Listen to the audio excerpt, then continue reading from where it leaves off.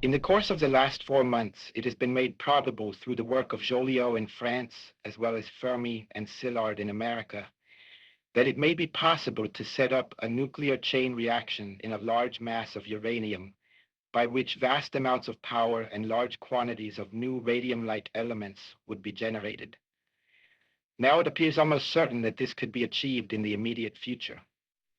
This new phenomenon would also lead to the construction of bombs, and it is conceivable, though much less certain, that extremely powerful bombs of this type may thus be constructed.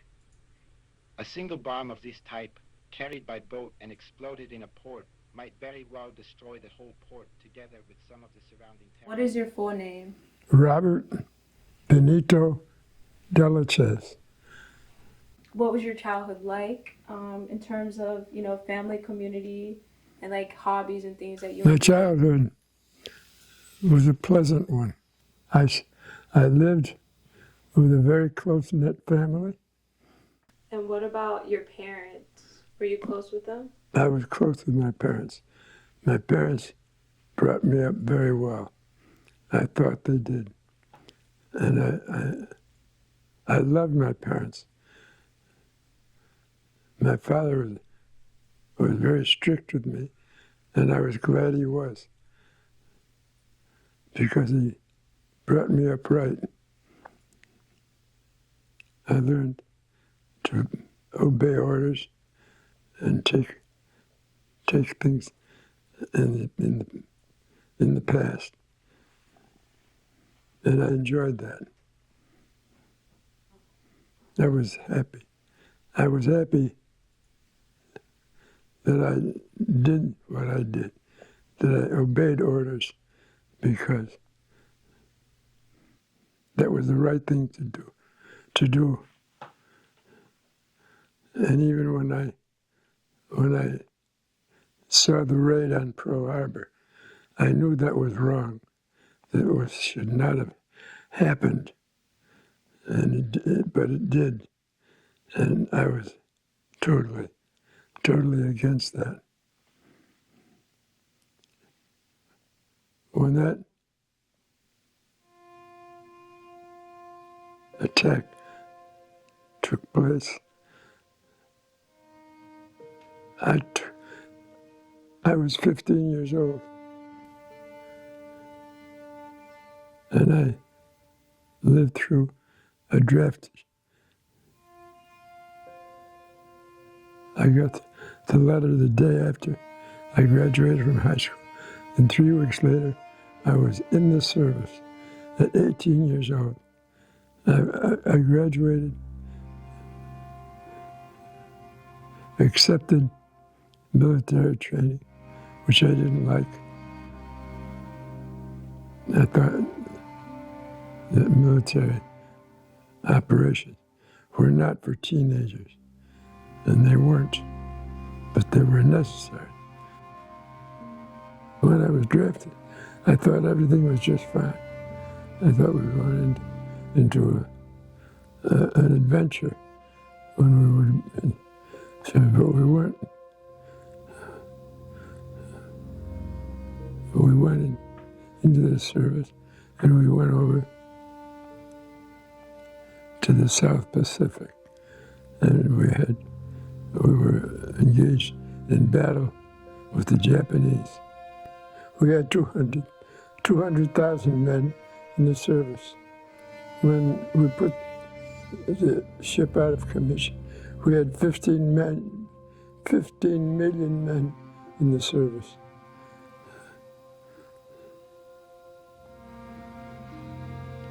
We had to fly.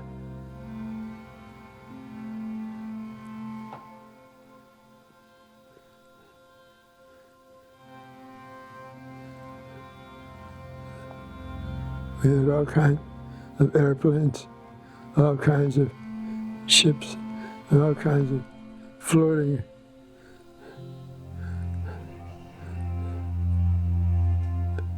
But that's what you needed to fight a war. And we had to have that. And we had it fast. The Battle of Okinawa was probably the bloodiest battle of the war. And they shot at us, and we shot back. We had much battle time. We shot at them. We just took rifles and shot at anything that moved. Sometimes I think we shot friendly fire. We shot at people that were our own men. We killed 12,000 American men at Okinawa, 90,000 Japanese, because they wouldn't surrender. And we just had to annihilate.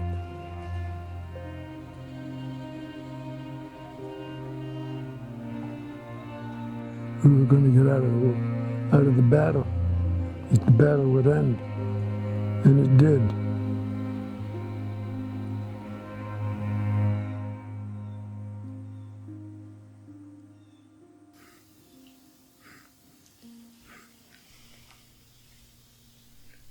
I came home to my mother and father. My brother was already home. But I was still my mother's baby. And she would tell me, you have to be home in bed at 10 o'clock. And I used to rebel to that because I had been in the service. And we went out and living, doing everything we wanted to do.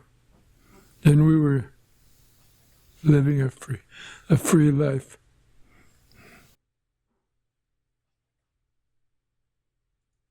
My name is Tanya Bailey. I have been a friend of Rob's for 20 years. He taught me real estate, and currently I am his nurse. My name is Elaine Altamiro. How do I know Bob? I've known Bob my whole life.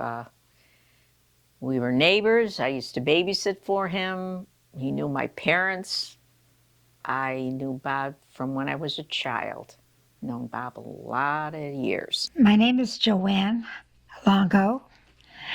I live here in Utica, New York. I was born in Utica, New York, and everything I do is Utica. I was doing learning real estate at one point, and I met Mr. Dellecese, who was a real estate broker, and me and two other girls asked him if he would sponsor us. Mr. Dellecese enjoys the very simple things of life. So if we're taking a drive, we can be up on the top of a hill and he will say, and I quote, "Would you just look at the fucking panorama?" That's a story that captures Robert Dellecese. He loves the small stuff, but he's real to his core. When he takes an interest in something, he sticks with it. He also is always there to help teach you. He is an instructor at one of the colleges at one time, and all the classmates just loved him because he's warm. He doesn't make you feel uncomfortable. He loved his community, his family, very outgoing. Many clubs that he belonged to, he always had his foot and his hand into something. But I think this will bring a lot of realization to everything that he has done. He's sincere. He says it like it is. And people on the outside also respected him. And this is how I stuck it out and became socially involved. What ways has he impacted the community? Oh my goodness, in many, many ways. He was into politics, into real estate. He was very intelligent. He had a business. He let himself be known that he was there for people and he was there to help them, and he did. And he was very intelligent because he knew what was going on in the world. He made himself known. How does he want to be remembered? I would say probably as a dutiful man, a man that cared about family, community. I would say that when they look back, and when I say they, I'm talking about people in general, not just people in Utica, but when they look back, or this name becomes what I'm hoping that it turns into, I want him to be able to be proud. Bob wants to be remembered for who he was, a very intelligent man, very loving, very kind, loved his country, loved his neighborhood, and just was a wonderful man. He's not happy with our leader. He doesn't feel that our people that we hold responsible to build our community do the things that they should do. But again, he still tries to help when he can. He's slowed down now, but he used to always get involved with the city committees and do things for the city that he felt needed having to be done. Oh, he always mentored me and inspired me. He always wanted me to do better, always wanted me to keep going. He was always an inspiration on never give up. Even when things get you down, you got to keep going. And he did that, and he inspired me and people around him to do that. Never give up, just keep going. And you need to hear that sometimes, and he did that. What part of his character do I think the world needs the most right now?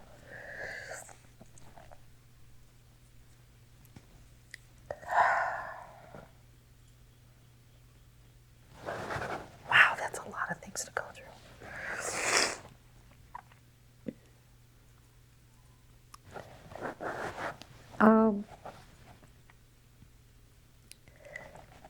Honesty. We just need to get honest. Even the hard stuff. I would say that. I guess honesty. He wants people to be honest with him, and he wants me to be honest with him. So these are things that I have tried to do. Well, his passing has affected all of us because he just loved life. He loved being around us. He loved just talking to him, just having him there. I miss the day-to-day conversations, the telephone calls, the going out to dinner, going out for ice cream, just his words that I love you and I loved him. It was a wonderful relationship that is going to be missed very, very much, and is missed. Yeah, that was Bob. Face-to-face person. One word I would use to sum up his impact: exemplary. Exemplary. I love you, and I miss you very much. I wish I could say that to him again. Yeah. Don't make me cry. Yeah. I can't sing. Turn petal from the rose, and the rose weeps to take your love away from mine, and mine will surely break. Will surely break. My love. My love is yours to take, so please keep the spark away. So Don't please, take please keep the spark away. your love. Would you take the wings? Oh, the ocean's roar, yes. And just beside, So that they can fly. would you Would take you take the wings the ocean's birds roar so that they and leave can't just fly? a sign of Of this? this Your you heart can't, won't let you do. your heart This won't let you is what do. I bet. This is all I ask of you.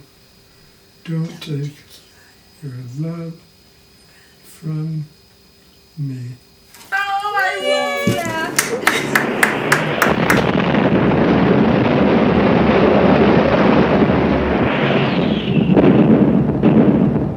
A life well lived is one that has together peace, harmony, and goodwill towards each other. And if it doesn't have goodwill towards one another, it doesn't have anything. You got to have that goodwill. You got to be able to shake hands with everybody,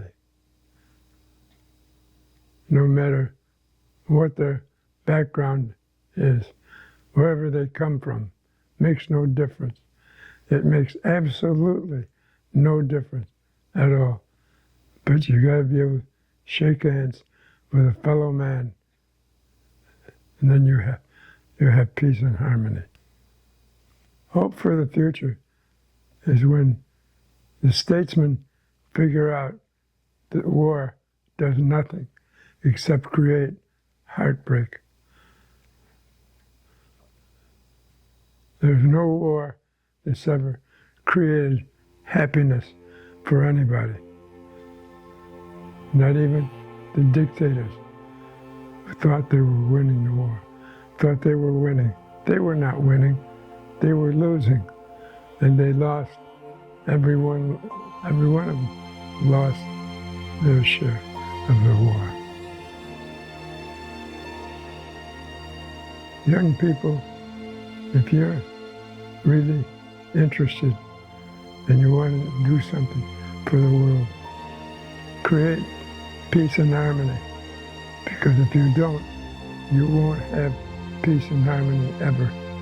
So create it, make it happen, and you will be happy with the result. That answer, that's some big dick energy, Bob. Now what are we doing with it? You're just gonna hang low, loose and open? Yep. Let it rip, bitch. I love it, Baba. Of course I do. You're still anticipating someday. Great things from you.